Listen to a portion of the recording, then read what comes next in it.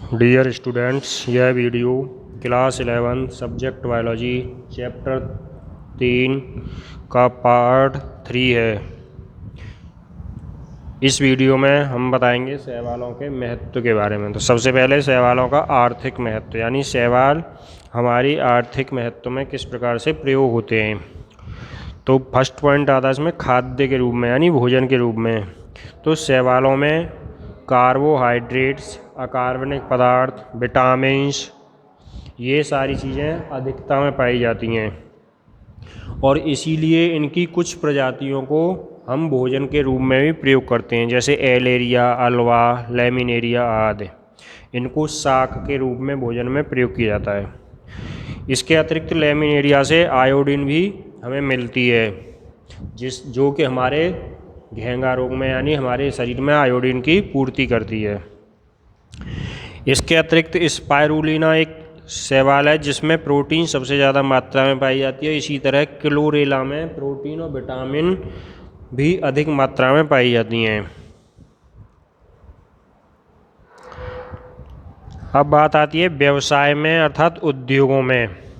तो शैवालों का प्रयोग बहुत सारे उद्योगों में भी होता है, जैसे डायटम्स एक शैवाल है जो कि एक प्रकार का कठोर डायटम्स मृदा में मिलने के बाद एक कठोर बन जाता है, जो हमारे कांच और पोर्सिलेन के निर्माण में प्रयोग किया जाता है। इसके अतिरिक्त बॉयलर, यानी बहुत उच्च ताप के भाप भट्टी बॉयलर, इनमें ऊष्मारोधी के रूप में प्रयोग किया जाता है। इसके साथ साथ ही ये धातुओं के पेंट, वार्निश, पॉलिश आदि में भी इनका प्रयोग किया जाता है।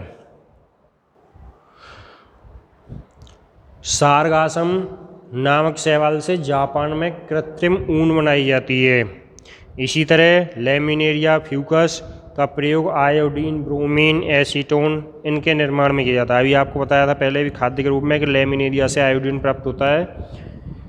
इसी तरह जेलिडियम ग्रेसिलेरिया से एक अगार अगार नामक पदार्थ प्राप्त होता है, जो जेली और आइसक्रीम बनाने में प्रयोग किया जाता है। इसके अतिरिक्त जो प्रयोगशालाओं में पौधों का संवर्धन, यानी कल्चर तैयार किया जाता है, उसके संबंध में भी जो भी प्रयोग होते हैं उनमें इसी अगार अगार नामक पदार्थ का प्रयोग किया जाता है। इसके अतिरिक्त एलेरिया, लेमिनेरिया से एक एल्जिन पदार्थ बनता है, जो टाइपराइटर के रोलर में प्रयोग किया जाता है। इसके अतिरिक्त अज्वलनशील, क्योंकि टाइपराइटर का जो रोलर होता है उसका टेम्परेचर ज़्यादा होता है, तो उस टेम्परेचर को सहन करने के लिए। इसी तरह जो अज्वलनशील फिल्म, यानी जो फोटो की फिल्म होती हैं, उनमें शल्य चिकित्सा में इनका प्रयोग किया जाता है।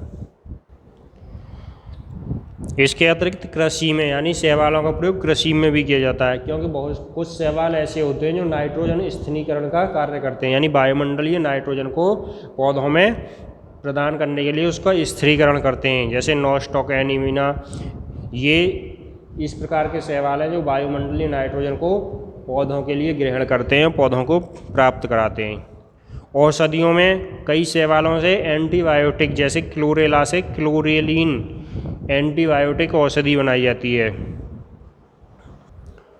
अब आता है शैवालों के हानिकारक प्रभाव। तो आप जानते हैं प्रत्येक चीज़ सृष्टि में, सभी चीज़ें जितनी भी हैं वो अपना उपयोग के साथ साथ हानि भी करती हैं, यानी हानिकारक प्रभाव भी प्रदर्शित करती हैं, अर्थात दिखाती हैं।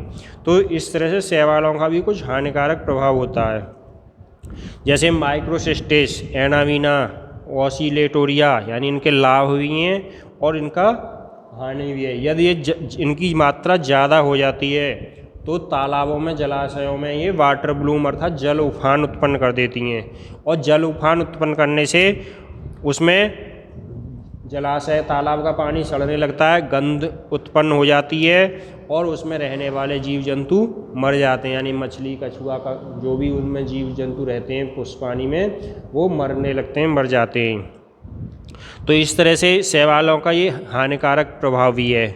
इसी तरह पहले भी आपको बताया गया है पिछले टॉपिक में कि एक सीफेल्यूरोस नामक शैवाल है जो परजीवी के रूप में पाया जाता है, जो चाय, कहवा आदि की पत्तियों पर पाया जाता है, और इनमें गेरुई रोग, यानी रस्ट रोग उत्पन्न करता है, जिससे चाय कहवा इस उद्योग को हानि होती है।